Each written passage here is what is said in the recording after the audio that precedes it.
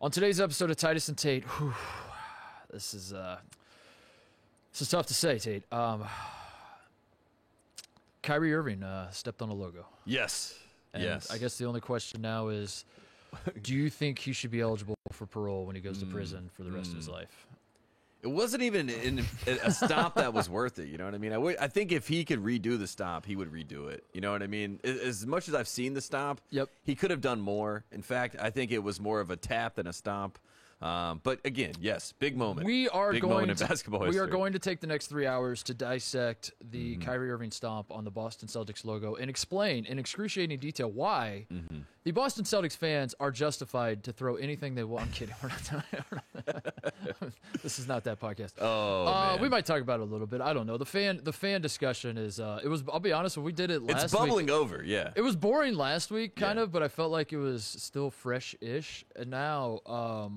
I don't even know what the discussion is anymore. The discussion is that Kyrie Irving got ahead of it. You know what I mean? Yeah, Kyrie he Irving did. told us, he said that they were racist, the fans in Boston. Danny Ainge said, who? Us? No, we're not. I'm standing in front of an MLK memorial right now, and also I've represented all these values. And that was a moment in time. And then the fact that a bottle was thrown at him after he said something like this would happen, it just validated all of Kyrie's. You know, fired and your if you're chest. Boston, you just got to be upset with yourself because you fell into the trap. You fell into the trap, and then he stomped on. I didn't connect this until everyone was talking about the logo, and then I googled the logo and just stared at it because I was like, "What is it about this logo that's so sacred?" Yes. And then it clicked with me that this is the only logo in the NBA that features a white man. I don't know if you really thought that through. That is true. It's the only one that has any sort of person, Yeah. but it's just it's a white dude winking at the what's been about. He's like, got him. Yeah. The whole thing's stupid, so I don't know. We're gonna talk about the playoffs though, for sure. Yes, we have a new bit. Are we do. you in good hands? Because Yes. the league, as we've seen, a lot of young superstars and people, you pointed this out. The league is always in good hands when they're playing The well, league whether for it the be first Luka. for the first time in NBA history, the Yes. young guys are good. This is the Yes, first time this has ever. ever happened. Uh-huh. So there was a concern going into this season, I believe, that the older guys are getting older. Will there be a new generation of Yes. players? What happens when LeBron and Steph leave? Yeah, but thankfully the league is in good hands. Yes. So you're going to explain to the people how good a hands it's in. Yes. I also have fraud power rankings because Yes.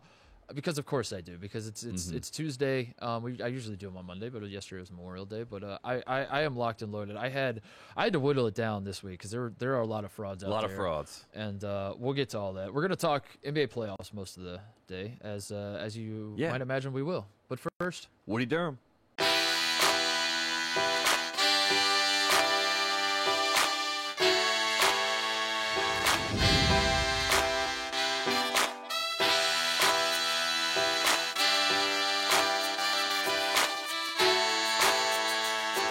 all right, it's Tuesday. We're recording this 4 o'clock. I almost said Western. dude. Yeah, I was That's gonna how say- far my brain yeah. is zoinked after Memorial Day. Yeah. I almost said 4 o'clock Western. Pacific. Pacific, I believe. I is mean, the time zone. this is how zonked we are. We walked into the Fox building, and we saw someone very kind, a friend of the program, came up to you, said, hope the show's not a flat egg today. You did not hear, ruffled mask, you didn't hear what he said. Yeah. And it was so messed up that you told me the story, and I'm like, what was he talking about? Yeah. And again, a flat egg, as we know, the show is very important. Who did you say laid a flat egg? I mean, the Celtics have laid a flat egg. No, like at who? times in What was the series. original? Oh, the original? The original, yeah. I mean, I'm going to guess Louisville. I think Louisville laid a flat egg the first time. Put your L's up. But yeah, it was over the past, February, March range. But that's when the flat egg came to existence. A lot of flat eggs we've seen in the playoffs. There have been a lot of flat eggs in the playoffs. We'll get to the frauds in a little bit. But yeah, as I was saying, it's Tuesday. It is officially June, but I was timestamping it because tonight, after we record this, Yeah. the Lakers and Suns are playing. The Nuggets and Blazers are playing. I believe the Celtics are about to tip off right now. And they're with the playing right Nets. now. Yeah, Yeah, they're or about to coming tip up, off. So if something nuts happens, Just know. just know that's That's where what's we going on. It is the day after Memorial Day. It is June, Tate. How Rabbit, was your rabbit. Memorial Day? What was going on? It was a good, solid Memorial Day. I watched a lot of sports, as you can imagine. And, sometimes I like to throw a little money on these types of events. But this weekend went 3 for 4, Mark Titus. And this never happens. Man City, in the Premier League, Champions Yeah. League, everyone's saying to me, Man City, Man City, Man City. I'd seen Chelsea beat them twice. I'm like, I'm taking the blue. I'm riding with Chelsea. Straight up money line, plus 360, bet $100. Bang. Hit it. Also in that game, had a prop, Pulisic, to have 2 shots on goal. He had, ample opportunities, doesn't get that. That's the one bet I lost this weekend. Go into Sunday, fired up. I'm like, felt good about Chelsea. I also felt good about the Phoenix Suns. After Game 3, I think that Chris Paul has a little bit of a rope-a-dope going on right now for the people at home. He is, playing the game a little bit with this injury in the shoulder. I think Game 4, we see that he is – I know you can't be 100%. That's what LeBron told us. But he's 90%, maybe 95%. 94-ish. Yeah, somewhere in that range. Maybe 93. Yeah. But anyways, that was exciting. So I bet on the Suns straight up. They win. Yep. Bet 100 on that. Yep. So bang, cash that in. I also took LeBron James to have 25 points or more, or 8 rebounds or more. If you watch the game, LeBron's final bucket, he had 23 points, made a layup, and then checked himself out for 25 points and 12 rebounds. Got that one as well. So from the betting side of Memorial Day weekend, it was a good weekend. I wonder who the most gambling conscious player in the NBA would be. Who's LeBron. It might based on be that action, it felt like LeBron. Yeah, in fact, I after that moment said, I think he might be the GOAT. LeBron, I finally got it. LeBron wouldn't be conscious in terms of caring about money and that he wants to he would do it because like covering or accomplishing for the fans. That is something that he feels like would be a feather in his cap. Yes. You know what I mean? Yes. That he's like yes. He wants the gamblers to say LeBron always covers. He's going to feed Nick Wright some information that LeBron covers his stats at 91% clip, whereas Michael Jordan only ever covered at 67. 67. Yeah. I guess it wouldn't be 91%. That would be pretty absurd if he was. No one's checking the stats. Cares. Yeah. Do we want to talk about the fan stuff?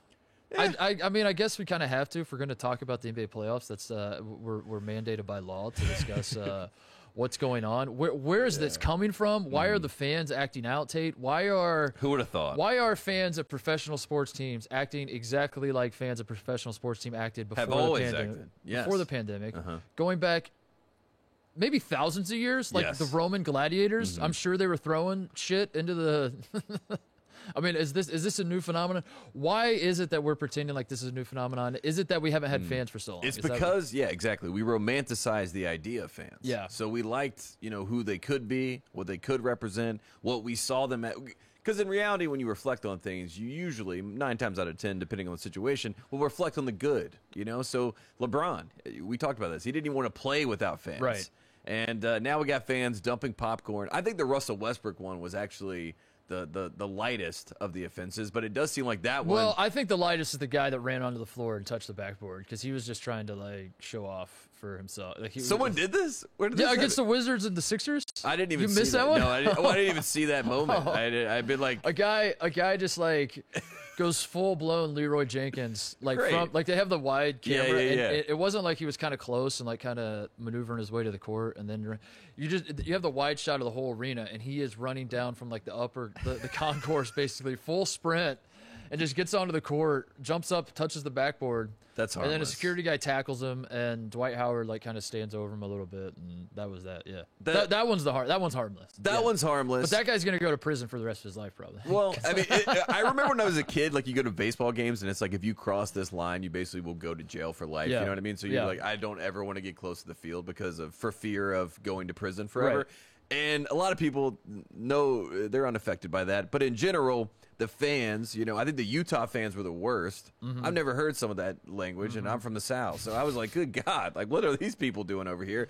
John Morant's father at least gets the payback. He had some good fans in Game 2, I guess, when he was there in Utah. So in general, we've seen like a full spectrum of fan behavior, but it also is taken completely away from the basketball because I had someone the other day text me about some of these games. They're like, I don't hear them talking about it on The Jump. They were talking about the TV show, fans. The Jump, because we have to talk about all these behavioral things and what's acceptable and if it's a circus or not. It obviously isn't. Stop spitting on people. Stop acting like it is. But at the same time, like you said, This is At the what same fans, time, this has been fans have going on- always represented this in some capacity. That's why I don't understand why So. why we need to discuss it, because it's being dealt with. Mm-hmm. It's no one's really making the argument except for Boston fans because Kyrie stepped on the logo, but no one else is making the argument that these fans should be allowed to do this. Or you know, it's like everybody's yelling the same thing. The It best was part all about the dealt with. Boston fans is that like they showed themselves, because before the people had curated what the opinion should be, Yeah. they already gave their opinions. You know what I mean? Which is basically like Kyrie was in the wrong. Can you imagine? I can't imagine. Goodman fired off a tweet that said, "Grow up." Yeah, They both need to grow up. yeah, they're both kids. I was like, this is. I think the Kyrie guy stepped throwing on the the logo. bottle is probably more the kid than the professional over here. But you know, that's just me. It's. I don't understand. Yeah, why we're talking. It could Not be you very and I, but I draining. mean, like, yeah, like you said, like I guess that's how the NBA works. It's still the first round playoffs. You have Yeah. to talk about the off court or the non basketball part, because that's how NBA media works. You don't talk about who's actually a threat to win the finals. Whether the Jazz should be concerned that they lost game 1 against the Grizzlies. Yeah. Now they're up 3-1. Yeah. What does that mean? What does Yeah. the Sixers mean losing to the Wizards? Should What they does have it closed mean them out? that the Clippers, the series was over? It was over. Now it's back from the dead. No, like, it's not. do we want to talk about that? No. Let's talk about these fans, Yes. because, but it's just confusing, because I don't know a single person other than, again, the Boston fans who feel like the logo is the most sacred thing in the world. Mm-hmm. A single person who's like, this isn't a big deal, or it's not like there was a team. It's not like the Wizards fans didn't. The Wizard guy that threw, or the getting Philly fans that threw, reprimanded. Yes. at Westbrook got dealt with, Yeah. got banned. The Celtics fan even got arrested. I was for going all- to say, and I will say the first action of it, they didn't show the face of the Sixers fan, right? And that was a Yeah. lot of the players like, show his face. If it was us, our Yeah. face would be planted. And then with the Celtics guy, I've seen his face It's everywhere. just- So yeah. it does seem like they at least like we're moving towards a better, like, how do we handle this properly? What are the sort of terms and conditions for fans when they come into the building? It's all etiquette, at some Yeah. level. But then etiquette is a very that's a heavy word to say, like how you should behave. So I just want to remind everybody though, Yeah. that this was going on before. Like I have a vivid memory. I forget what year it was, but do you remember the story of the like dad and son that were beating the snot out of the first base coach in the Royals game?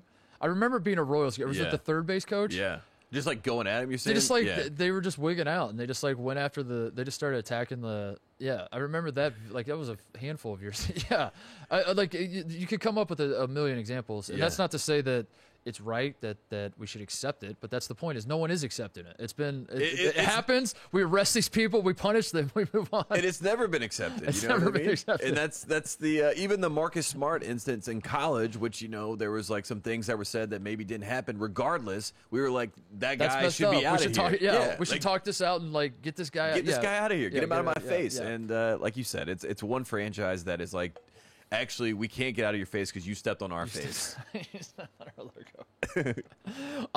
So enough of that. Let's Yeah, not talk past about that. Let's talk about the playoffs themselves. So we have 3 series tied at 2. Again, we're recording this. 2 of them are happening playing tonight. tonight, So a lot yeah. of people listening. Sorry to say that those series are not tied anymore. The Clippers Mavs will be tied tomorrow morning. They are Yes. not playing tonight. The Clippers have come back to tie the series, which was kind of amazing, because going into Game 3, as we were talking about, everyone was calling them dead. Everyone was saying it was over. I got to the point where I didn't even think it was funny or fun that the Yeah. Clippers were so bad. I felt Yeah. like the Clippers story, the Clippers being the frauds and laughing at their demise, was last year. And this year, like, it was more sad than funny. Yeah, it was a bad rerun. Yeah, and I was like, I don't really. If I want to laugh at demise, I would rather be the Nets. The Nets feel like the more fun team to laugh at than the Clippers. And then the Clippers going into Game 3. It is a must-win game. Obviously, you don't want to go down 3-0. No one's ever come back from 3-0 deficit. All the stuff I was watching was saying, let's keep an eye on the Clippers start. That was a big takeaway point. That was start fast, go fast at the end, go fast in the middle. You'll be good. Those were the 3 bullet Fast. points. Just fast, be good, make shots. So I saw a bunch of people hammering that like the Clippers have been sluggish. They got to come out hot, whatever. The Mavericks go up 11-0 in Game 3, Tate. Yep. And at this point, I think this is the most humiliating, embarrassing, fraudulent, roll over and just die basketball team I've ever seen. That Yeah. the Clippers are just going to let this happen. They're down Yeah. 11-0 in a must-win game. They come back, as we know. They win. They absolutely destroy the Mavericks in Game 4. And now all of a sudden, people are saying this more and more. You're hearing it. More and more you're hearing it. Yes. Are the Clippers 2019 Virginia after getting humiliated, and then their backs are against the wall again, down 6 at halftime to Gardner Webb in round 1. Yeah. And you're down 11-0 in Game 3 when you're already down 2-0 in the series. And just as everyone's about to put that final thing of dirt on, Yeah. you say not so fast. I mean, Paul George said he was unconcerned after Game 2, and I looked at that quote as laughable. And now I look at that quote as genius. Yep. You know what I mean? He was very unbothered. He said, we're better on the road. And I think the real adjustment that they made, and it's funny because I know Mavericks fans hate him so much, Rondo. I mean, the fact that Pat Beverly is playing, I think he played 5 minutes in the last game. Reggie Jackson is now the point guard, and Rondo is the Luka. We just throw him a Luka, and Luka is confused because Luka usually, as we He both was cooking Pat Beverly. yes, That's the first Yes. point. And then the second point of that is that Luka is going to cook anyone one-on-one. Yes. So the way that I think the usual matchup or what we've expected from the Clippers or what they've done so far is that you throw PG, you throw Kawhi on him one-on-one, he's on the wing.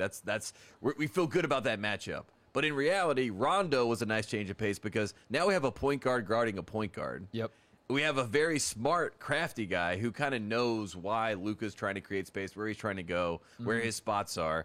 And I thought he did a great job against him. But also, when Rondo's on him primarily and the help comes, the help is Kawhi. The help is Kawhi and Paul George. and Yeah. that is like a totally that throws you off when Yeah. the help is 6'9", has hands that can just take the ball from you, as opposed to Pat Beverly coming over to help Kawhi or whatever. So I found that fascinating. That was a nice piece by Ty Lue. I know a lot of people say he can't coach. I thought that was a smart move by him. That was like a chess move. I think the part about Ty Lue not being able to coach is just his face. I think he's just got a bad face. He looks confused. A lot of cuts. I don't pay enough attention to the Clippers all season to like know how good of or bad of a coach Ty Lue is. Yeah. But I do know he's got a bad face for Yes. confidence, for instilling confidence, for when He's got a bad brand, too, because when you think of Ty Lue, we all think of the step over. So, I mean, it starts there, and that is not a mentality or an outlook that you really want to build on. Yeah. But I also think Ty Lue has kind of an FU attitude to everybody. Yep. And that's how the Clippers, we joked about the Heat embracing being the villain. Like, the Clippers, they have to embrace it at some level because the media does not want them to succeed, obviously. The casual fan doesn't care. They're apathetic about the team. Yeah. So there is a level of, hey, screw everybody. We can come together and see what happens. When I was growing up, there's nothing on earth I wanted more than the Clippers to be good at basketball because I thought it was so funny that there were two teams in the same city, and one was the greatest basketball franchise of all time, and one was maybe the worst basketball franchise of all time.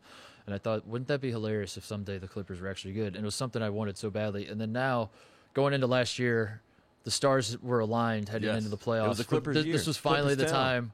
Yeah. I mean, Lob City was great and those teams were good, but it wasn't. This was different. Yes. This felt like this could actually happen. And even as the playoffs started, I was like, I take it all back. Never mind. I just want. I hate this team. Yeah. It's so funny how that works. But no, I'm glad that they showed some life because I did reach the point where like it was not fun. It's not fun to hate the Clippers when they're rolling over like this, when they're down 2-0 and it looked like they were going to roll over in Game 3 as well. So I'm glad that they've tied the series. I'm glad that Dallas went 5 for 30 from the 3-point line. I want to say in Game 4, and just completely shit the bed. You have to make shots. I don't know why the Mavericks don't understand this. But I'm glad the Clippers are back. I'm not cheering for the Clippers, but I didn't want them to roll over because at that point it's just sad. Now if they choke it away, because now it's like everyone has flipped the other way. Yes. Now everyone's saying the series is still over. The series is still over. That was my question to you. Is it over and now the Clippers will win? Because the series has always been over. Yes. It was just from the start. It's just been over different ways. It is funny because when I brought up, someone, I think it was Stephen A. said that it was over. Bill said it. I mean, a lot of our major players in the punditry game said this series is over. Wrap it, seal it, sign it, send it. And the fact that it's flipped the other way now, and in general, when you look at the Mavs' history, like the Mavs are down or they get up 2-0 against the Heat in 06, and they blow the series and lose 4 in a row to D Wade. So it's like the Mavericks have done this recipe before. And Luka is basically turned into like Dirk 2.0. So this would make sense if the Clippers won 4 straight and 1 in 6. and we would say, "Oh, I've seen And Dallas do that before." And as much as like Luka's awesome, and It's a one-man band though. It's Swiss but Beats. he also like has Luka. I mean, as much as everyone wants to hang playoff performances on on the best player on every team and say like, does he have the killer clutch gene, et cetera? Like, how does Luka get a pass with that? What has Luka done in the play? I get that's only his third. He hit the shot in the bubble. He hit one shot to beat the Clippers one game. Yeah, and then they took it to 6, right? They had another exactly. game, but that's it. That's his crown. You know, it's like. What is it about Luka Doncic that instills confidence, or that group of guys instills confidence that the Mavericks were definitely going to run away with this? Other than that's why to me this whole series was always about the Clippers from the start. It was about how bad they were. Yes. Now it's how good they are, or how good they. And could I guess be. like maybe that's the take home point, Tate, is that if the narrative is about your team, you're probably the better team. Yes. Right. Yes. If all anyone's really talking about is how bad or good you are. Which is why I think, I don't know, I mean, I might be proven to be an idiot very quickly here tonight, but that's why I feel like the Lakers are still in a good spot against the Suns, is because, like, that's all the discussion. Unless Anthony Davis can't play. Is he playing tonight? He's questionable. I mean, to me, questionable says that he could play if they thought they needed him to play, and they're going to kind of. And at the end of the day, they had the excuse if you lose Game 5 because he didn't play. Yeah. So. And then 6, you go back home. 7, if you're LeBron James and you know I have to win Game 7 on the road, you kind of look back and say, I won Game 7 on the road against the best team in regular season history in 2016. I can beat the Suns in the first round, especially when Chris Paul has Scott Foster calling the game. Do you think if LeBron loses in the first round, he retires like Roy did? He's never lost in the first round before. I think that the LeBron fans, the LeBron stands, versus the Jordan stands. There's always the first round is always discussed, because that's what LeBron fans bring up. Never lost in the first round. Could never lose in the first round. Will never lose in the first round. If you do, you're a bum. Jordan's a bum. So once that happens, I just think that they're gonna have to wipe half of their memes because it is going to be electric, in the meme community to see how that goes. It would be kind of like J. Cole going double platinum with features. You know what I mean? It's like, what do we do with all this back here? They send the memes to Africa. Yeah, like, get the memes out of here. Send them. Unused memes. Yes, dump the memes. Dump. So if Anthony Davis can't go tonight, LeBron was asked if his shoulders can handle the load, and he said these shoulders were built for a reason. That was his quote. I don't know if you saw that. I did not. Yeah, so, that's awesome. I think the Lakers are going to be just fine because LeBron is going to flip the switch, which begs the question: if LeBron can flip the switch, Tate, because I saw our colleague, he's our colleague now, our Fox Sports colleague, Shannon Sharp, said that LeBron to this point has been a C+ in the playoffs. Because so he's 77. Okay. Yeah, because he's waiting LeBron for. can't be 100%. We know that. So yeah, but he's now that AD might be out or AD might he's not be, bumping up to 90. He's gonna 13. It's time to go, and he's gonna flip the switch. And I guess my question is, if you are that great, and you have the capability of flipping the switch, why not just flip it and leave it on? Yes, that is always the question. Why not just do that? Yes. Just keep that switch on, and then you could have swept the Suns. Yes. You could have swept everybody. I mean, it's Anthony Davis after Game 1 when he took it on his chest and said, I have to play better. Everyone's like, yeah, could you not have said that to yourself? Why did you why did you? If it's that easy, why wait till you are down? I don't get it. But, again, this is an entertainment league, so maybe, just this goes all the way to the top? There's entertainment to it. Who would have thought? So what do you think about the Clippers match? It's the Clippers series to lose. I think it's the I think the Clippers win 2 in a row. I do think it's over. And as I say that, I laugh because you just kind of broke it down. I mean, Luka is the guy, so it's like I am basically betting on Luka to outmaneuver Rondo, Kawhi, and Paul George. Yeah. And that trio, I'm going to bet on. And even though I think Luka is probably the best young player in the NBA, I am amazed by how he's able to get places slowly. I don't understand it. Yeah. I really do not understand it. I don't understand how he's shooting. I think he was better this year, like 35% from the 3-point line. But he's not a great 3-point shooter. Yeah. And yet, whenever I watch him, he makes the dumbest shots you've ever seen. Yes. He can't really shoot free throws either. It's very bizarre. It's very bizarre that he'll make the hardest step backs you've ever seen. Yes. I like in my mind, just based on the amount of times I've watched Luka Doncic play, and you ask me what he's shooting from the 3-point line, I'd say like probably 57%. Yeah, I mean, Probably. I do. And he's not. I And do think that's why very it's strange. I don't get how the numbers work. It's like Harden because it is like a dance. You know what I mean? When you watch him play, you feel like you're watching him dance, and like he's going to get to his spot, and there's nothing you can really do about it. Harden used to be that way and is that way. Of course, he's more downhill. I feel like now, but Luka, that step back is a like a trained, I think, rhythmic move and when it's going, it's unstoppable. I mean, that's the shot he hit against the Clippers to win the game. I mean, it's that same. I think it's partly this that as a fan, when you're watching these guys, you assume that the more difficult shot is worth more points. And yes, Luka makes so many stupid shots that you're like, that one has to be worth like 6 or 7. But it's the not. Steph Curry factor. Yeah, it's like Steph. Yeah. And so I think in your head, and frankly, you just like forget about the ones he misses because the ones he makes cast such a huge shadow. Yes, they're so it's insane. Enough. It's enough for you want him to take it again. And then he misses the next couple, but you don't really notice those because you're still thinking about. You're still texting your friend like, "You saw that? You saw what Luka just did." It's staggering because the guy, well, the one he had where he was going the 2 for 1 in the third quarter. What was that, game 2? I want to say where he's going to his left and just threw it off of 1 foot.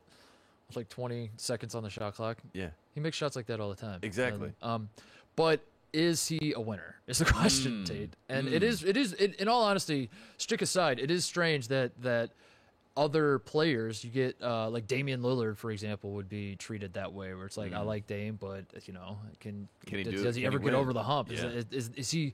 Can you win a title with him as your best player? All that kind of narrative. Luka has the best bailout in Kristaps. You know what I mean? Yeah. Like everyone's like, they don't blame him because they say like your number 2 is not good enough. Yeah. So and that's Luka, nice. To be clear, Luka's obviously talented enough to be that. Yeah. I'm just saying it's just strange that the people who break this stuff down seem to just take it for granted that Luka Doncic is definitely of a caliber of a guy that is going to win a million titles. Yeah. And he has not proven that. There's not been a single playoff run where you're like, okay, that's what Luka, like even as much as there it is. We all saw it. Luka never once won a Big Ten title. He never once went to Assembly Hall on a Tuesday night with a full League crowd. MVP. Who else is winning that at 18? Not Jason Tatum, that's for sure. Oh man, what else is the other series tied at 2 tonight? Nuggets Blazers also play, which is kind of going on. That's been relegated a lot. I think it's going up against the Suns, Lakers, exactly. so it's getting the Raptors treatment. Exactly, I don't love that. Exactly, and the Nuggets this series. If you have watched these games, Jokic versus Dame in the fourth quarter is incredible. It's been great basketball. So you got the MVP here. You got Dame Lillard, who thinks he should be in the MVP conversation. He's obviously – think about how many shots Dame has hit in the playoffs that mattered. I mean, in his first year, he hit a big shot. Just last year alone. Yeah, just last year. Last year alone was – So, like, every time you watch the Blazers' recipe is, like, get down 18 and then storm back and make this valiant effort. And sometimes we win, sometimes we lose. And that series is fun because you're kind of waiting for that run the entire time. I will say the Nuggets – it was kind of similar to the Suns and the Lakers in the sense that, like, game 1, it was like, oh, Blazers won, Nuggets are done. Yeah. And then Jokic had I took that personally, and they win back-to-back games. Game 4, you could tell the Nuggets were a little bit riding high, thought that they were all good. They get hit in the mouth again. And now we're going back to Denver, and it's a 3-game series. And that's how it works. What was that? 3-game series. Like shifted into... It's like I was watching Magic Johnson break down the series. For a second. I'm just like fired up because. So here's what happened: Game 1, Nuggets lose. Yeah, Game 2, 3, Nuggets win. Jokic was MVP. Jokic in 2 and 3. 4, he looked a little sluggish again. And in Game 5, I just want to see because the Nuggets actually take stuff on the chin, and I feel like build on it. You know what I mean? And there are some teams that's not how they're necessarily built. And I think it's interesting that the Blazers have come out and straight up said, like, we're trying to not let Jokic be a facilitator. Yeah, they're like, let him score. We're going to let him score. We're going to let him do everything. What we're not going to let him do is have 14 assists. Yeah. And they've been great at stopping that, and it has mattered. It's they don't double him. When they double, he finds who's ever open. But now when they don't double him, he's kind of like, I guess I'll just take you one-on-one. Yeah. Michael Porter Jr. is like, I'm open. I'm open. Please, kick it out. Kick it out. Can I say the Nugget? I've watched a lot of the Nuggets the last few years because they're a fun team, frankly. Like they've been a very fun team, especially with Jamal Murray in the mix, who's not in the mix right now, as we know. I don't love this team as much as I've like. They might be as good like assuming Jamal Murray gets it, like that's the other part of the Nuggets. I think they got relegated to NBA TV for that reason. Is no Jamal Murray. I think it's easy to just cast them aside and say they're not going to do anything this year. Yeah. Even though they have the MVP. They have the MVP. They have Aaron Gordon, who should be a first-team all-defense type guy, in my opinion. And then you got, Michael Porter Jr. is right up there. And Austin Rivers had that amazing game in Game 3 where he had 21 points. He just went Jamal Murray on him. But I don't like this team that much. I don't mean they're not good. I mean, I just, like, me personally, like, Aaron Gordon and Michael Porter Jr. they're too similar of a, yeah. They don't play similarly, but you know what I'm saying. You're saying. Yeah, you know what I'm saying? They're taking up similar space on the floor, so there's not a lot of variation there. This team misses Jamal Murray a lot. I'm not even breaking down how good they are. I'm telling you, like, in terms of, like, cheering for them. Like, I liked Gary Harris. He was fun. I like Jeremy Grant, too. I like Jeremy Grant. I don't love Aaron Gordon and Michael Porter, who, like, my experience of them, watching them in college, it feels like they feel like they're cut from a similar cloth. Not in how they play, but just, like, I don't know how to describe it. I know what you're saying. We're like they're five. The aura they're 5+ talents, but you get 4. You get 4-star like production. Yeah. And sometimes you get that 5-star production. And you're like, this guy right here is it. And it can be frustrating at times. And Austin Rivers, he had an awesome Game 3. He's a more than capable NBA player, but he's not exactly a guy I think people are dying to root for. Yeah. And I will say Jokic is awesome, obviously, but the Nuggets aren't. They lost a little mistake. They need Jamal Murray back for that reason, just for me to love him again. They do. I mean, I agree that Jamal Murray needs to be back. I think that Austin Rivers has actually done a great job of repackaging who he is to the basketball world. I think this is a nice little run for him. I like that he's gotten the separation from Doc. And I think he's also gotten past. It's sort of like J.J. Redick. When J.J. got to the NBA, he was such a douche, and everyone knew he was a douche, and they were like, never let this guy play. We give him no confidence, give him no shots, and then he worked his way into it. And I think Austin Rivers has like earned the respect. And you could see people, the teammate, everyone was so happy for him when he had that game. And if that was Austin Rivers 8 years ago, I'm not sure that the team would be fired up. The guys on the bench are like hanging their head, like, exactly. God damn it, I'm gonna have to hear about this in forever, literally forever. Would you say that the one shot he hit towards the end of Game 3 was kind of the dagger to clinch it for the Nuggets? Would you say that was the biggest shot in his career? Yes, that he made? by far. By far. I can't even think of another dagger. I can't think of one. Who did Oral Roberts beat? Florida. That's right. Yeah, that's right. I was at that game in 2012. That was. While we're talking Nuggets Blazers, again they play tonight. Game 4, Norman Powell, 29 points. Dame was ass in Game 4, as it turns out. I like Norman Powell. 1/10. Norman Powell. UCLA is back in a big way. Yeah, that was a good trade too. They traded points. Duke, Gary Trent Jr. for Norman Powell. So nice upgrade. What other series we got to talk about? So those are the ones tied. Again, apologies because maybe 2 of those aren't tied anymore. We have Jazz Grizzlies. Can we talk about this for a second? Because this is you versus me. Yeah. You famously said on the program, lock it in. I believe was it or book it. I think it was book it. Book it. Yeah. NBA Finals, Knicks Grizzlies. That's what you said. I did think that. I'm not done yet. I'm not done yet. I do think the Grizzlies may be better on the road than they are at home. Okay. Because the lights, when the lights are on you, kind of like the Suns. I mean, I don't know what's going to happen in the future, but tonight is the real test for me to see if the Suns can win a championship. Because the lights are bright, you're expected to win, you're at home, can you deliver? Same thing with the Jazz. Right now, everything's going great. You won 2 on the road. Since Donovan Mitchell's come back, you're undefeated in the series. Got all the confidence. But let's see what happens when the Grizzlies go back to Utah. I want to see if they can hit him in the mouth again. I want to see how Utah reacts. And if Utah holds their own and blows them out, then I'm back in the, hey, Utah can make some noise in the Western Conference. And, yeah, Utah did exactly what I said they should do, which is feed Mike Conley in Game 3, and he went nuts. And they got to get Gobert in foul trouble. I mean, that's it. Gobert is the in my opinion, this is all my opinion. I think look, I'm not a coach, but like in my opinion, Rudy Gobert is better when he's occupied. Whether that be Jonas Valanciunas making him guard him one-on-one, or whether it be him in the pick and roll, whatever it is, like we have to occupy him, and then we have to get him touched. We have to touch him because we have to get him in foul trouble. So like when we're driving downhill, Dylan Brooks, like don't go easy, go at him.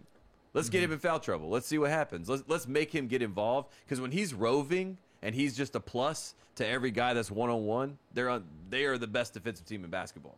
But if you get him in trouble, you touch him, you get physical with him, then we got a real series. So I'm watching these games, and all I'm thinking is, Ja, go at him. Go at him. And Ja's pretty much the only one that will. Dylan Brooks will on occasion, but 3 fouls in the last game. Get out of here. Why don't you simply? I mean, Ja was going at him, yeah, but then Rudy would just. There was one play where it looked like Ja was trying to just yam on him, and Rudy just balls up, and then tried to dipsy do it on him. Get the fouls. What I'm saying. I think what doomed Memphis was Ja Morant telling Mike Conley he's too little. Dylan Brooks has been pulling some bullshit on Mike Conley, and I think doing that to a guy whose jersey is going to be hanging in that exactly, arena, it's bad juju. It's bad taste. It's bad. It's bad taste. Is that worse than stomping on the Celtics logo? Maybe. I was hoping for, and I just don't think Ja's built like this, to be honest with you. I think he's too competitive. But, I mean, maybe at the end of the series, they have a little moment, him and Michael Conley Jr., because they are so individually great, and they're so different that I think that they could be a nice kind of like pass the baton moment in Memphis. But, yeah, like you said, I mean, Dylan Brooks is definitely not going to have a pass the baton moment. No. And he might fight the Utah Jazz if they lose this series. So I like this Grizzlies team a whole lot, and I have sort of fallen in love with who they are, and they have Grayson Allen on their team, which, I mean, I should not like Grayson Allen, but I actually don't mind him on this team. We got to have Verno on the show, because I got to ask him what it's like to cheer for a team with Grayson Allen and Dylan Brooks on it. I mean, right? That's got to be, because Verno watches college basketball, so I'm sure some part of him is like, what is this experience? But also, they're both, I mean, Dylan Brooks is obviously better, but they're both playing well enough-ish. But the Jazz are up 3-1, and the Jazz are back. After did I say they were done? Did I say they were frauds? Did I put them on the fraud power ranking? You didn't. I can't remember. So. I don't think I said so. It looked like they all hated each other, which I still. They do. I think they might, but like it's a lot easier to hide your hatred when you're making it rain. So I think. I don't know. I'm gonna have to get to the bottom of that. Yeah, the two on that team that I worry about breaking in the sense of like a mental sense in a series where another team kind of gets to them. It's Gobert number 1 by a mile, and then number 2 is Clarkson. Yeah, I like Jordan Clarkson, but when he is not scoring, he is a complete minus. You know what I mean? So he's the other one I watch with that team. Bogdanovich is back. He's a beast. He was not playing last year. He's a beast. Conley, I mean, Conley showed last year in the bubble with some flashes, but he's back. Like he's playing real basketball, so it's fun. There you go. What else do you want to talk about before we take a break and get to some power rankings? What are the Knicks, Hawks? What Wizards? Let's talk about the Sixers. Let's talk about Sixers? Hackett. Yeah, let's talk about Simmons because I think this is the storyline for the casual fan at home who wants to see someone squirm. They want to see a primetime athlete in a position where they don't feel comfortable. And Hackett Simmons, happens in this game. Embiid gets hurt early, and then the Wizards decide we're going to send this man to the line. He's shooting 25% from the free throw line in the series. He goes 5 for 11 in this past game. They do lose. He only takes 5 shots. And Ben Simmons right now, it's the same conversation. People are going to keep bringing it up. He has to shoot the basketball. And I don't even think it's shoot. He just has to get attempts. Like going up and trying to dunk is fine. I don't care if you miss it. Just try to dunk so that they know that you're going to try to attack the basket. And I think that's the big hurdle that the Sixers are looking for. He is selfishly unselfish. Yes. He's that's what I asked you. I brought it up one of the shows we did last week. It feels like he's doing performance art. Yes. He's like, I'm going to be so aggressively unselfish and not shoot that I blame Draymond for this. Yeah. See, and Dennis Rodman started this, and I think Draymond made it cool. And now Ben Simmons is like a 6'10" Draymond, but that does not sound sexy to the fan at home. You know what I mean? Even though the fact that they can both guard 1 through 5 is incredible, and it's a great talent, people don't understand what Ben does on the floor as an impact, and then it leads to this. Can I defend him going 5 for 11 from the free throw line? So he's the Hackett Simmons. Is that what we're calling it? Hackett Ben. Slap a Simmons. I've seen that. Slap a Simmons. What about like intentionally foul Ben Simmons to make him go to the free throw line and miss free throws? That's catchy. Maybe a little wordy. Working on it. I think if you were a recipient of a Hackett strategy, any of us, I think it might work. This is my harebrained, like, roll the dice, mad scientist coaching philosophy. I get what you're saying. The mental I think the mental part, aspect of for sure. Anybody. I think you take – I mean, there's probably a handful of guys that are great shooters, Steph among them, that this wouldn't work on. But you take like an 80% free throw shooter, and you just intentionally foul him in the third quarter with like 6 minutes left. I think he would be a little shook by it. He'd be like, what the hell's going on right now? and then you do it again. You'd be like, what the? I guess you probably can't keep doing it because at a certain point the mystique is wore off and he's. Yeah. But say you do it immediately. He's a little shook. He misses one. Then you do it again. If it's Oh, it is. It literally is a slippery slope. Yeah. And you saw it when they first fouled Ben. I saw him look to Doc Rivers. Yeah. Like, is this for real? Like, Yeah. they're really going to do Yeah, this right. to me? And Doc, Doc made a great point after the game. This is for the analytics crowd at home. He said Ben gives up 0.8 points per possession when he's on the floor defensively.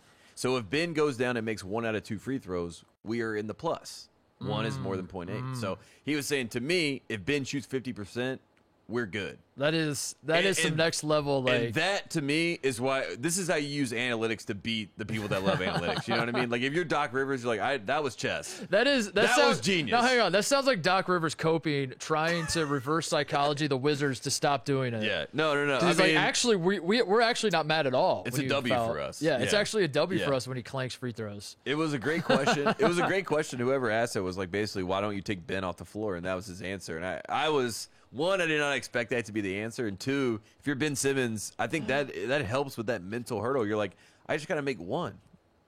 Making one sounds a lot easier than making two. Yeah, And but making one, yeah, I know what you mean. But so you go up to the first one, you're like, I have to make this because I have to make one, so I'm going to make it. And then Yeah. you miss that, and you're like, shit, I definitely have to make this one now. What I'm saying is, I guess this isn't the greatest endorsement or defense of Ben Simmons to Yeah. say that I would. there's a lot of If it people was that me, would I would do struggle the in that same situation. Yeah, no, But I feel guess what you're like I'm saying. not exactly the caliber of athlete that you're like, okay, well, in that case, if Titus would struggle, then I guess would. But I wouldn't fault a guy for being a little shook by it. I think if you're Ben Simmons, the quicker you take the shot Yeah. and the more unaffected you look, even if it's bothering you inside, even if you're mad, even if you're heated, the less unbothered you look by the whole experience, the more that they'll go away from it. That's like me with the handful of times I've had eagle putts in my life. Yeah. I'm 0 for like 21 Yeah. in my entire life on eagle putts. And I tell myself it's not because I let the moment get to me, Mm-hmm. but I think I don't let the moment get to me so much that the moment is getting to like I just Yeah. step up and smack. I'm like, don't think about it. You're gonna get nervous. You're gonna you're gonna overthink it. So just step and up now and you're smack. overthinking it. And then I'm overthinking it by Yeah. not thinking at all. And then I got these little tap ins every so often yeah. on a par 5. I'll smoke the drive, get my 5-iron out, put it right next to the hole. All you gotta do is tap it in. I'm like, I'm not gonna think about it. Just tap it. Yeah, Just give it a tap. that's when you go to the people in the group. You go, "That good? That's Is good, that right?" good? Or my dad's favorite is like he hits the putt and knows it's bad, then he grabs the He ball back grabs before it. it starts going, so he can restart. That's the secret. That's like the old head. That's I love playing that's how you golf save that. during the pandemic because you could just blame if it gets anywhere close to the hole, you can just blame it on the foam. Oh Like, yeah, no. it's like that's foam, dude. That was halfway down. I hit remember foam. like playing high school golf. I'd be like, "Do they just aerate these greens?" I think like, a couple inches here. Winter rules. You can play winter rules. So is Embiid? Do we know? Do we have an update on Embiid? Embiid, I there didn't is hear no that. update, but he's not playing in Game 5. So I think he's okay. I'm gonna knock on wood as I say that, but I hope he's okay for the sake of that series. But if you are Ben Simmons, you have to win Game 5. If you're the Sixers, you have to win. It's a Game must 5. win. It's a must win. Would you say Game 5? There is too much of a mental. Game 5 is a more must win for the Sixers than even the Wizards. Yes. Yes. Because again, it's about the better team in the series. So if you're the Sixers, there's no way you want to go back to Washington, and Yeah. then God forbid Bradley Beal has a 50-point game, and you Yeah, come back for just Game let it 7. get away from you a little bit. And, so like and now you're yeah. Game 7, and you have Bradley Beal and Russell Westbrook, and Rui Hachimura's had a great series. So like those three guys, and you're without your best player, your MVP. That is not. That's what I mean. wanna You be hear in. guys talk about it all the time. That's why you got to take care of business, snuff it out before. Yeah. the Don't even Wizards let- start- don't let the don't let hope- this start like brewing something over there where they got That is a good Some- question. Like, which 3-1 lead is the most susceptible in the playoffs Oh, right now? great question. So we got Hawks up 3-1 on Knicks. Yeah. Sixers up 3-1 on Wizards. Nets up Nets. 3-1 on Celtics. They're Yeah. gonna clinch it tonight. Jazz up 3-1 on Grizzlies. So I think the Nets and Jazz are good. Yeah, I think so. The Jazz, I'm still like. I think those two are I'm good. almost clinching the Jazz, but I got a little bit of rumor separation for Ja Morant, so like I'll leave that open for me. The Embiid status. I mean, I think the Sixers are still going to win, but not having your best player, MVP caliber guy, that certainly. Yeah, Philadelphia shakes right there. things They're in up. the same spot. Like the doors, there's a crack. You know, I Yeah. can see the light coming in, and I think it's about to close, but I'm still a little bit concerned. Hawks Knicks is kind of the unmovable That's the one. object and the That's the one. the unstoppable force, the immovable object.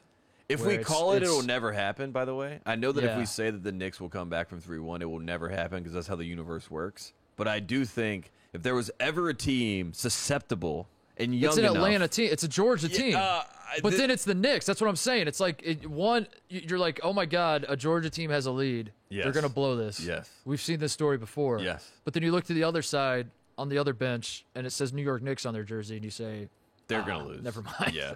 They have Never to. mind. It makes far more sense that the Knicks lose in 5, and that's it. And they have the one moment where they won one playoff game, and the first one in 8 years, and they treat it like it was the first one in 80 years. Yes. That makes more sense. It does. But it I'm does. with you. If you're telling me pick one of the 4 to be the biggest comeback, it's got to be the Knicks to come back from down 3-1. And it's also Clint Capella came out and basically was like, I can't wait to send them on vacation. Trae Young has done everything that every like old head dude in the NBA hates. That's what people are like. Why do people hate Trae Young? It's like Trae Young celebrates a game 1 in the playoffs like he just won the NCAA tournament. That's Yeah. why players hate him. They're Yeah. like, what is this guy doing? Why is he shushing people on the way? Yeah. To, like, Yeah.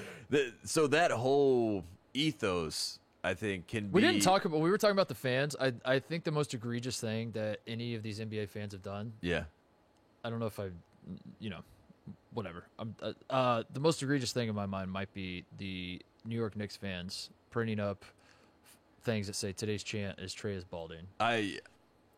Not because I think it's like mean to Trae Young, because Yeah. I think that is the most Duke thing I've ever seen in my life. And it's- that is if you predetermine Duke. chants, It's very Cameron Crazies. Yes. that's bad. That's bad. It Pre was. scripting your chants is horrible. That's a Prescripting your horrible chance and then also explaining it like an idiot. You know what I mean? Like, Also, is he balding? Is Trae Young balding? I don't really feel like. I think he just got like wispy hair, right? I Does think he have like a big bald? Like his hairline looks good to me. I don't the know. I have to hairline look is at another fine, look. but it's at the top. Gotta You know what I pull it up. mean? It's a lot of people. He's and- got bad hair. Don't get me wrong. Yeah, I just and he's don't got know a if lot it's of like questions balding. over the years. At the end of the day, right? Just Trae, you can figure this out. I think he's got it. And year 2 is the year that you do the transformation. Like Gordon Hayward.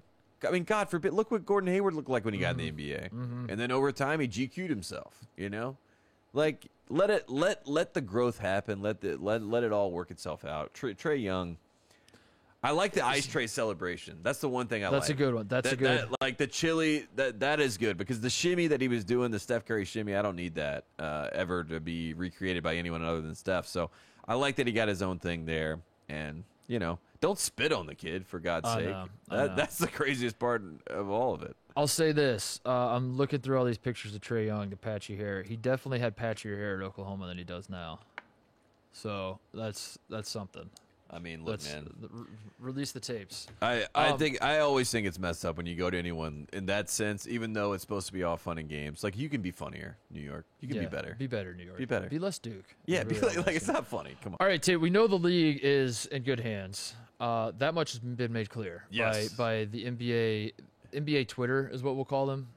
The people this stood out to me last year in the bubble was all the people talking about how the league is in good hands. Yes. And it really did feel like a memo went out from Adam Silver's office to the blue Now. check marks saying, be sure to use the phrase, the league is in good hands. And I found it very bizarre, very baffling for 2 reasons. Number one, everyone seemed to be using the same phrase to discuss the younger players, that the league is in good hands.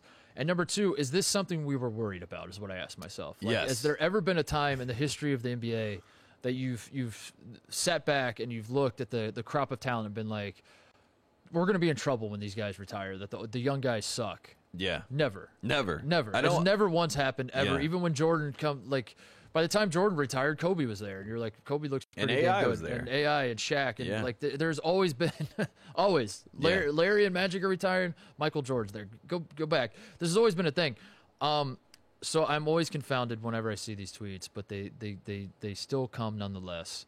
And anyway, the league is in good hands. That's all they want. Yeah, to say, the future of the league is in good hands. You see our friend Taylor Rooks put that out to the world. Worldwide Wob, who I think is the head of NBA Twitter. Not that NBA Twitter actually exists, but in this made-up realm of don't tell them that. Oh, well, yeah, it exists. It exists.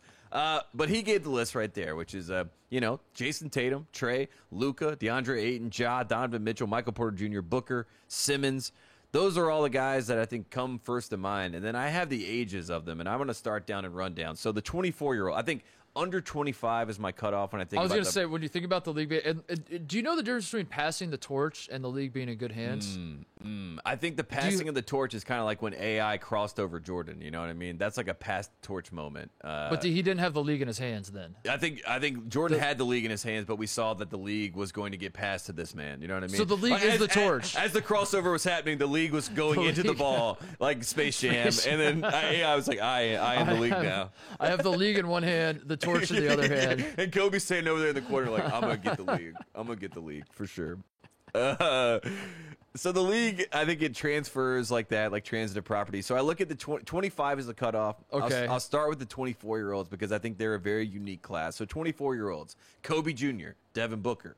24-year-old, 2 seed in the Western Conference, leading his team right now, 2-2 in the series against LeBron. Good hands. That's good hands. That's good hands right there. Another 24-year-old that we have to look at, Donovan Mitchell. 1 seed, best regular season record for the Utah Jazz.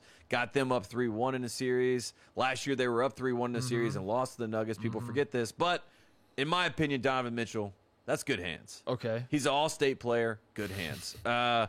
Next up, another 24-year-old. And this is where we get into a great conversation. Ben Simmons, 24 years old. Okay. League's been in his hands. You know, at least in Philadelphia, they've put it in his hands. But then the problem with Ben is, as we're saying, he doesn't passing shoot it. He's passing it back to different people. Does he want the league in his hands? We don't know. We're not sure. Is the moment too big for him? Australia loves Ben. He has a continent, right? Okay. So like that is one plus. So I think all in all hands on deck. Ben Simmons, we're in good hands. The last 24-year-old to watch. He's injured right now, but he leads the Denver Nuggets with Jokic. Jamal Murray, 24. We saw the stats last year. It was like Jerry West, Michael Jordan, Jamal Murray. Those are the 3 guys that are dropping 50 in a playoff game. I feel like the league being in your hands is like a title belt that if you can't play in the playoffs, you have to vacate the league. Yes. Like I don't think Zion can say the league is in his hands. It's not in He's his in the hands. playoffs. No. So I don't think Jamal Anthony Murray. Edwards, the league is not in his hands. I think Jamal Murray has forfeited the league out of his hands. It's out of his hands. I think right now in the 24 group, he is the only one that the league is not in his hands. Unfortunately. He has passed it to Jokic right now. Jokic, the ball's in your court. You handle that. Let's get down to the 23-year-olds. There's only 2 of them that I have on this list that I think are leagues in good hands level. Bam Adebayo. Okay. Last year, of course, had the big block in the bubble. Yeah. I think he's, the Did he make the playoffs this year? Made the playoffs, got swept. They did. Okay. All right. Got swept. You know what I mean? Not great. But the league, I think last year in the bubble, the league was solidly in Bam's hands. Yeah. And now I think the league is probably not in Bam's hands. Yeah, Again, he is at home right now, but he is on that list in the 23-year-olds. Next up, Jason Tatum. Jason Tatum is 23 now? He's 23. Wow. Not 19. A lot of people at home saying, I thought he was 19. Who is lying to me? But Jason Tatum has dropped 50 points. I don't know how many times now over the past so many weeks. I mean, I know he had a 50 point in the game 3 that they won. 40 in game 4, right? Or game 4. So yeah, 40 in game 4, 50 in game game 3. League is in good hands with that kid. The league is in good hands, but also Jason Tatum's image is in good hands with the Boston media machine. Yes. That Jason Tatum played like absolute ass in game 2. And then he scores 50 in game 3, and we all focus on the 50 in game 3. Like Jason Tatum's the PR spin with Jason Tatum is beautiful. It is like I don't understand how this man has figured it out. He's unscathed. He scored 60 points in a game this year, and a week later he scored 9 points. Yeah. And was awful, and was like 3 for 12, and you didn't hear a word about that. No. And you heard about the 60. But so again, it's sort of like with Luka, where if you don't pay enough attention, you would convince yourself if you only notice Jason Tatum in certain moments, you'd be like, this guy has to average like 38 points a game, right? No, he doesn't. Well, he's 4 years away from Jordan's first title, which is at the age of 27. Okay. And he's right on time for the Doug Collins firing to happen. Which is, if I've heard a lot of Celtics fans say that the Tatum's on this Jordan, climb. So if we're on the Jordan climb, Doug Collins, the time is near. You know what I mean? The time is now where we have to find our Scottie Pippen, which might be Jaylen Brown. I don't know. Could be. They got to find their Scottie Pippen, and they got to find their Phil Jackson, and it's not Doug Collins. It's Rick Pitino. And it could be Rick Pitino. Who is Try it? it again. I don't know. But I think if you look at the Celtics, that's just what I see. For the league is in good hands, but also Jason Tatum, whose hands are his future in as the coach of the Celtics. Yeah. I don't trust anyone that turns down 7 years, $70 million. He wasn't ever offered. He was never offered. Oh, that's right. He never. So maybe he is in good hands. Who knows? The 22-year-olds. This is an interesting class as well. Luka Doncic, 22.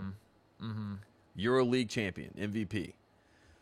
League is in good hands with Luka Doncic, I think. He's got Kawhi Leonard and Paul George having to get help on him.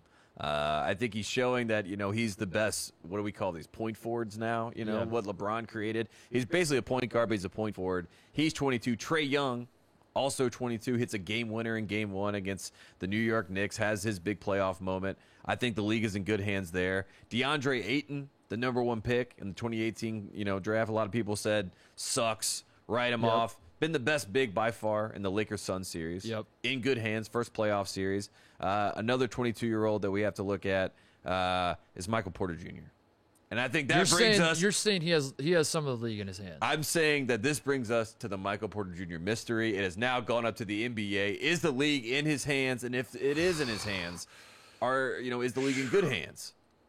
Because Michael Porter Jr. has always been a conundrum. Right now, he's sitting at 22 years old, the second best player on the Nuggets. That's true. I think this is a big series. I think tonight will tell us everything. Yes. I think it all is the league in his hands. I think it all comes down to tonight. Yeah. And then the final one, league in the hands, Ja Morant, 21 years old, 73 points in his first 2 playoff games, second to George Mikan all time. We've heard the numbers. We've heard the stats. Had 47 in a playoff game already. He's the youngest one that I bumped up on this list. Again, Anthony Edwards, Zion, they're out. LaMelo Ball. That's a lot of hands, out. man. That's a lot of hands to have some of the league in. I think the league is in good hands. That's a lot of hands. I hate to say it. A lot of hands. A lot of good hands out there. A lot of good hands. All right. Well, that's enough positivity. I will say, Michael Porter Jr., based on his actual hands, the league is not in good hands. So, who knows? That's enough positivity. Let's get to the frauds. The fun part, which is calling these dudes frauds. Yes. And boy, the fraud power rankings this week are very different than they were last week. A lot is shaken up. So we're gonna start at number 5, and I gotta preface, as I often do, that I do not discriminate. I do not play favorites. This is this honestly might be the most objective exercise that I do in my entire career. Yes. That I sometimes I will take puppies behind the woodshed. I will look them in the eye, and I will put them down. And it will not. I take no pleasure from this. It kills me to do it, but it is my job, and I have a job to do. So. At number 5 on this week's fraud power rankings, I think we have to do it. We have to start here. I don't love it, but it needs to be said. Julius Randle, number 5 on the power rankings, 2 for 15 in Game 3, lays an absolute stinker. Played better in Game 4. The Knicks still lose. They're down 3-1. He's getting MVP chance in the Garden. He's asked about Clint Capella's comments. Says don't care before the question's even finished. Which, I think. It's probably harmless in a vacuum, but I read it as like you do care. You're telling me you're so adamant about how much you don't care that it feels like you might care. Yeah, you seem like you care. But also, I'm probably just projecting. But I don't know. It fits my narrative to pretend like you really do care. Fraud power rankings. So Julius Randle, I think when you're getting showered with praise all season as the most improved player in the NBA and a potential MVP candidate who's not actually ever going to win MVP, like not this year, he's never going to win MVP this year. But you got to throw him in the mix. It's worth throwing him in the mix. Yeah, top 4 seed in the East. Yeah. And he has not been great in the playoffs. So as much as it hurts me to do it, Julius Randle, number 5. Yeah, he probably would be number 1 on my list, but I like Julius a lot, so I'll bump him back to number 3 and number 4. Wait till you see the rest of the 4. Okay, all right. The top 4. Number 4, this one hurts too. I don't love this. This one hurts more than Julius Randle, honestly, but I was thinking about his performance in the bubble last year. I'm gonna say it. Number 4 is Dame Time. Oh wow! It's not. To be clear, it's not Damian Lillard. It's Dame Time. It's Dame Time. It's the concept of Dame Time. It's the concept of the game is close. There's so much time left. I'm going to flip the switch. And this might age horribly, by the way, that they're playing tonight. That I close my eyes. I see Damian Lillard. He's just like hitting a game winner, like waving by. Yes, like looking at the clock. But after the experience we got from Damian Lillard last year with Dame Time, which was kind of, I'm trying to think if we should like revisit. Maybe this is like once the NBA season's over, revisit the bubble last year. Like make a list of like things you remember, things that stand out from the bubble. Because the Lakers winning is probably number one. Number two might be Damian Lillard. For me. Yeah. The Suns going undefeated. He was the bubble MVP. Just throw it in there. Yeah. He was unbelievable, and he wasn't just great. He was like. You knew he was like Steph Curry 2016 great, where you turned on the TV, you knew something crazy was going to happen, and still he somehow blew your mind and took it to a level you didn't realize was possible. Yes, and they were the underdog the whole time. Everyone was pulling for him. Yeah. Damian Lillard was doing that basically every time you turn on your TV in the bubble. And this year, it's a 2-2 series. They play tonight, but so Damian Lillard did not have a great game 4, but he hasn't been bad, I don't think, in the series per se. Other than game 4, he wasn't very good, but. He has not. Dame time has not existed. There's not been like I'm going to take this over. I'm going to score 17 points in the fourth quarter, and that has not happened yet. It could be Game 7 in this series. Yeah, it might be. Yeah, it could come. But right now, based on the fraud power rankings, right now, that's where we sit. That's where we sit. Yeah. Number 3 is whoever loses the Suns-Lakers game tonight. Yes. Either way. Yeah, exactly. It's been a Whoever seesaw. loses I don't know who is going to fraud. lose the series, but after Game 1, it was the Lakers dead to rights. Yep. After Game 3, the Suns were dead to rights. After Game 4, the Lakers again are back to dead to rights. So, is it over? Yes, it is over. We just don't know which way. I think Chris Paul, he kind of handled this beautifully, but he might have shot his wad too soon. Where now we're the excuses are out though. Like the Suns have arrived to the table. Now you have positioned yourself to be frauds if you don't win. Now the spotlight is shining in Phoenix. If the Suns lose the series, given the circumstances before what we saw in Game 4, Tate, I think you wouldn't call them frauds per se. No, you just be like, sad that Chris Paul got hurt. Yeah, Chris Paul got hurt. The Lakers are, they're the defending champs. They sandbagged it all year. That's not fair that the Suns had to play the Lakers them. and there's a lot of ways you go. Now that the series is tied, now that Anthony Davis is hurt, the Suns have positioned themselves to be frauds if they lose tonight. Yes. Perfect. Makes sense. But if the Lakers lose, also frauds, yes. Number 2 on the fraud power rankings. The Los Angeles Clippers have lived on my fraud power rankings, I think, every single week since I've started them last season. And they are going to live on the power rankings for another week, but in a weird way because I'm putting the Los Angeles Clippers haters at number 2. They are in shambles. The Clippers are back. The series is just as done as it was a couple days ago, only now it's done in the opposite. The other way, yes. So all the Clippers haters, I'm not going to name names, but there are a lot of people out there, a lot of our colleagues, we'll say, are getting their rocks off on throwing dirt on the Clippers' grave. I certainly never did. Never once. Never. They were just in the fraud power. And now rankings. all of you that were so sure about the Clippers are going to blow it up, Kawhi Leonard's going to go to Miami, this, that, and the other. You're all frauds. Yes. Every single one yes. of you. You're frauds. Yes. You're the number 2 frauds. And speaking of Miami, that brings me to number 1 fraud. Yes. Heat culture. Yes. Please. The Miami Heat culture. R.I.P. Frauds. R.I.P. That's literally how it feels. The number 1 frauds. In the club in Miami, just listen to Jeezy say R.I.P. Not just swept by the Bucks, Tate. Yes. Worked. Humiliated by the Bucks. Absolutely worked. If I don't know. Fraud power rankings, throw it up. It's not the Miami Heat. It's not it's not individual players. We're not going to do that. We're not going to name names. We certainly, because we start naming names, we might get carried away. We might name names we don't want to name. Yes. We might start throwing out too many names. No. And we certainly don't want to go down the roster and start naming names. Definitely not. So we're going to name the Heat culture, the whole vibe, the all the goodwill that was built inside the bubble has been taken away. Yes. Jimmy Butler's coffee. Individually, everybody is great. Yeah, everybody's great. But the culture? But the magic. Yeah. The not the Orlando Magic. The Miami Heat magic built in Orlando. Jimmy Butler's coffee shop. Yes. The Jimmy Butler Michelob Ultra commercials. It's now Anthony Davis. Yeah. Other stuff that we remember. All of it gone. Yeah. Tyler Hero, the snarl Gone. he makes. Gone. Duncan Robinson making shots. I didn't want to say it. I know, but that's Bam Adebayo, as you said, that blocking Jason Tatum. You know, to win a gone. series. All of it's gone. Heat culture gone. Jay Crowder gone. Do we think the bubble was the fraud all along? Yes. Because if the Lakers lose in the first round, and the Heat are swept. You got to look back on the Mickey Mouse situation. It goes back to Mickey Mouse, Yeah. and I think it honestly, like you said, we need to revisit the bubble. I think we need to wipe it. I think it's a separate championship. I don't think the Larry O'Brien should be tied to the bubble. The Larry O'Bubble trophy. I take it all back. I am going to name names. I think the real problem with Heat culture this year, the real fraud, Caron Butler. Oh, who was counting down Giannis game 1 with the free throws. Yeah, 10 seconds. And then I don't know where was Caron Butler? Could he have counted better? He was also a new addition to the staff this year. Yeah, I love Caron Butler, so I won't blame Caron Butler. But you're right. He's the fall guy. I think he might be the fall guy. Somewhere Michigan fans are hearing me rip on Heat culture, and they're like trying to connect it to Juwan Howard leaving, and that's the reason. They're very upset. Juwan Howard took Heat culture, yes, applied it to Michigan. It was the same thing as the league in good hands. You know, what I mean, Heat culture was in good hands, and then Juwan Howard took it. Even though he was at Michigan last year and they went to the finals. He said, "Mine doesn't matter." Yeah, it's our culture. So that's it. That's your fraud power rankings. I think Heat culture number 1 is perfect. Yeah, Heat culture is number 1. Yeah, for sure. So great work. We'll revisit. You know, a lot can change between now and next week. So tune in next week. I think Luka could be in that list if things we'll don't see. go well. Yeah, we'll see. That's the one that's on the radar. No, by all means, I welcome nominations, submissions. Please submit your for picks. the friends at home. Yeah, don't lay a flat egg. Yeah, do not lay a flat egg. Tell us your fraud power rankings.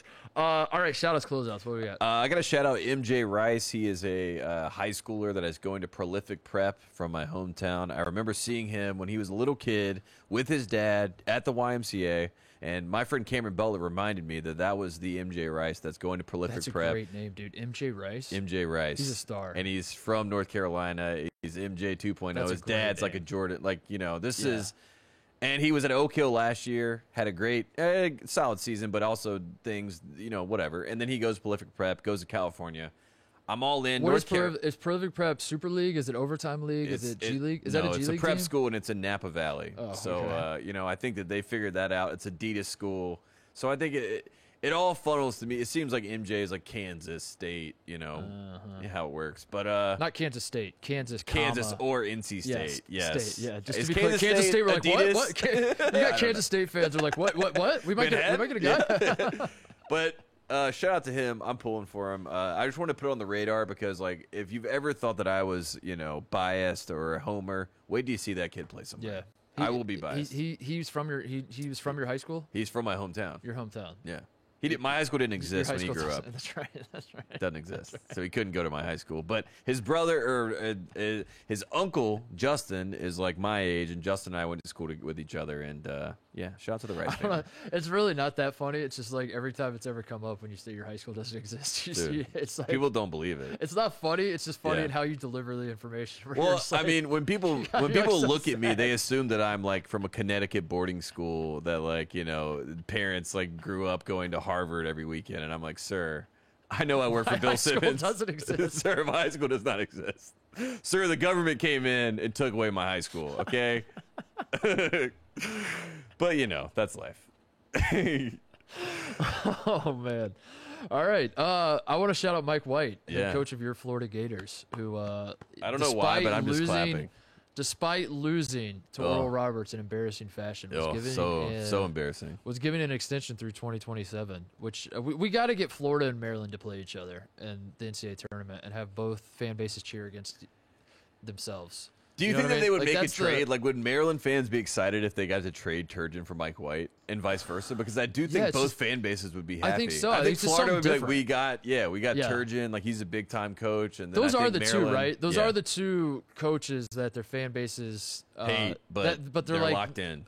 That make the tournament. Yeah, and their fan base. They do enough. If we have to have the standard of that, because like I'm sure some fan bases hate their coaches because they're Mark Gottfried. A disaster, but.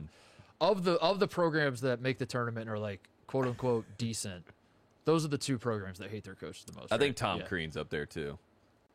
Of the programs that are decent, come on.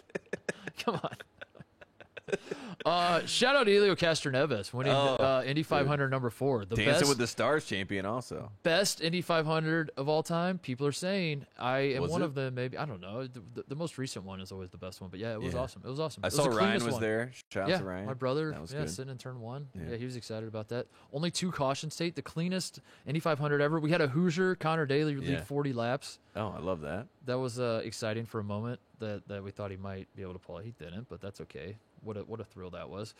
There's only 2 caution flags. I said it was the fastest race ever too. My brother was upset about that. I said, "How was the race?" He was like, "I had some beer I couldn't get to." 'Cause Oh, I was wow. counting on it being a longer day at the Oh, track, and he's like, wow. "It got over too fast." Wow. Wow. So he's the one guy. I guess not the one. There are probably a lot of them, but he's one of the guys. A lot of us go to the race. We want to see cars go fast. Yeah. My brother's like, no. I Just want parade them around. I want the day. Yeah. I want the day. Give me the full day, Go sir. back to the 1911 technology where they're just like just like more. going Give me 60 more. miles an hour. Yeah, honestly. Anything else? What other shout outs we got? I mean, that's pretty much all I got on Jared my Butler end. to the Yeah. NBA? Oh, that's right. That's right. We did say that earlier. That's Yeah. probably the biggest college basketball news. Taz Sherman back to West Virginia, I guess. You can throw Yeah, that one in there. that's But nice. Jared Butler to the NBA. In general, the NBA, we have I think it's June 7th, right? Is the day that you Is have it? to take your name out. But that date is coming up. So at that point, we'll have more of an idea of who's in, who's out. We should have Andy back on after that. We catch. should. We should. And I saw the UCLA guys. It's like Cody Riley is testing the waters. Jaime Jaquez is 100% back. Yep. Who else was in there? What's Juzang doing? He's Juzang in the waters, right? he's testing the waters, but he's also been mute. So like no one really knows where he's leaning, or everyone's waiting. Juzang like jumped in a sailboat and went out to test the waters, and like he kind of disappeared over the horizon. Exactly. And, Yes. and everyone's like, Yes. "I'm sure he'll be back, right? He's very Captain Jack of them. They're like, he's got to come here. Like, I don't know. Did he take his phone? Does he have a radio? And you're he's, like, no, he he's didn't. coasting We're on just that gonna Final Four run forever. It's just What are you doing? Just coasting. I'm go- I want to see a guy declare for the G League draft. Yeah. I That'd be want to cool. see how cool would that be if Trying Johnny to think about who's going to do it. You know, like who's going to be the first. It's got to be a high schooler. That puts no, their like a name guy in. goes to college for a year and then And is then like he's- now I want to take my game to the next level, Yeah. so I'm going to play for the G League Ignite next year. I don't know. It might happen. It might happen. Jared Butler to the NBA though. Davion Mitchell already declared, right? He Yeah. already- yeah. He's a top 10 pick now. They're saying. Yeah. So, congratulations to 07 Florida for keeping the streak alive of or 06 Florida, I guess, the last national title team to bring back 5 starters, which should be illegal. We Yeah, should should be. that should be a rule change that they put in the offseason, that if you win a national title, one of your 5 starters have to go pro. Yeah. They have to. Exactly. That's why 07, So much bullshit. 07 is ridiculous. Not enough people talk Yeah. about that when you talk about 07 Florida. Not enough how they cheated. Yeah. You can't bring back 5 starters from You the title can. team. Also, shout out to Joakim Noah. He's like over in the BAL, the Africa League. He like J. Cole left, and they sent Joakim Noah over. And now he's like the ambassador for the league. He's like, and then he was tweeting about Derrick Rose like being a real one. I was like, man, this is great to see Joakim Noah somehow reinvent himself yet again and be in the It's sphere. not a bad idea. Is he Yeah. playing well? No, he's not playing. He's just like he's chilling. He's like signing basketballs. I thought he was playing. No, he's like a hero. They're like, holy shit, there's Joakim Noah. I thought Joakim Noah was trying to do a Stephon Marbury. No. Where he's I like, mean, I'm just gonna dominate this entire you know who area should? of the world. I know he doesn't listen to the show, but we should get Diebler to the BAL. Yeah, That would be awesome. that's great optics. Just get him out there. This pasty ass white dude Yeah, from exactly. farmland in Ohio Exactly. So all the guys are like, are you kidding me? goes to Africa and just shot fakes till everyone falls asleep. Yeah, they call him slow-mo. Oh, that could be good. Reverse shout out, call out, Ooh. whatever it is, to the Ohio State TBT team. By the way, I see that they're compiled. The way I know they're putting a team together every year is that people tag me in tweets and they're like, why is Titus? Yeah, why don't you play? Because they're haters, all of them. Yeah. Every single one of them. Yeah. They know the deal. They're also not that good. They're not that good. They know they're not that Exactly. good. That's Like at the this problem. point, Diebler is so washed up. He knows that I could. Yeah. I've found the fountain of youth out here in California, and he knows that I would give him buckets. And Yeah. he's scared of that. Like imagine Yeah. John Diebler. You're a professional basketball player. You have like a 12-year career, Yeah. and a guy like me who I wasn't even. I sucked in college. I haven't touched a basketball in God knows how long. He Yeah. knows if I showed up, I would give him buckets still, and that's got to be embarrassing. And that's why he's Imagine spending why I'm not 8 getting that years in call. Turkey playing, and then you show up. And then I you're still better. school his Yeah. ass? Yeah. and I've done nothing but just chill. No, that's that you. I know he's not listening, but John, come on. That's it. I guess that's. I the think show? we did it. Yeah, I mean, is the league in good hands? I think is the final question. I think the answer is yes, but tentatively. You know? Yeah. We're not sure. We'll see. Yep, we will keep an eye on that. We will monitor the situation as we do. Someone should come back in 10 years and be like, it actually was in good hands. Yeah. You know? We're not sure. It would be funny if, like, in 10 years, there really is, like, a panic situation because, like, the young talent sucks ass. Yeah. Like, there's like, I mean, there is a no chance. There is a chance that, like, basketball is not cool to the next dies. generation. Yeah, that is true. There's always a chance. It's like football. Dude, that might be. Football's the same thing. Everyone's like, yeah, my kid's definitely not playing football. You're like, but you played football? And they're like, yeah. As long as the money's good, I guess there will always be somebody that wants Nah, to but play there. it. But I'm with you, like, in general, like, if kids just decide, like, piano's the coolest thing you could possibly do. And then or making if you art play house basketball, movies, or yeah. you know what I mean. Like these are the kids. Like, who knows? If it was me and I was younger, who knows what I'd be interested in? Because I would have such a wider palette. You know what I mean? There was no choice in North Carolina. I was like, you played every sport every season. That's what you did. I'm gonna start working on the article now. I'm gonna start typing. Dude, that's such a New Yorker piece. New Yorker piece. Where is all the basketball talent gone? It's gone to final art house movies. Art house movies. A24. My final shout out to the New Yorker piece in 5 years about my generation, and we're going to be called the homeless generation because I cannot find a house anywhere in Los Angeles. We were just walking in the elevator. Some guy just randomly is like, yeah, you got to have over $1 million to buy anything out here. So I see the New Yorker article, you know what I mean, talking about how mortgage rates are really low, but people this age can't buy anything. I'm getting ahead of that too. So our think pieces. Get them out there. The only way to get $1 million, Tate, is to keep calling basketball teams frauds. And, yes. And the money just keeps pouring in. So we're going to continue to do that. The Sacramento Kings are frauds. We thank you all for listening. Good. Make your picks. Lakers, Lakers, Suns. Who else is playing? For the game tonight? The Nuggets, Blazers. Okay.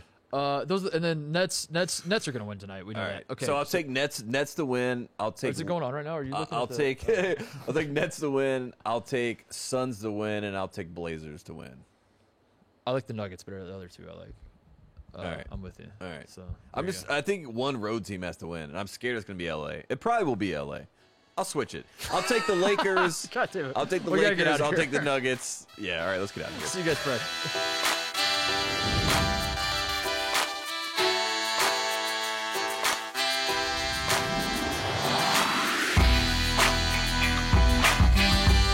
Hey there, thanks for watching Titus and Tate. For the full friend of the program experience, subscribe right below and come join us for all things college basketball. The action is heating up. Come join Titus and Tate.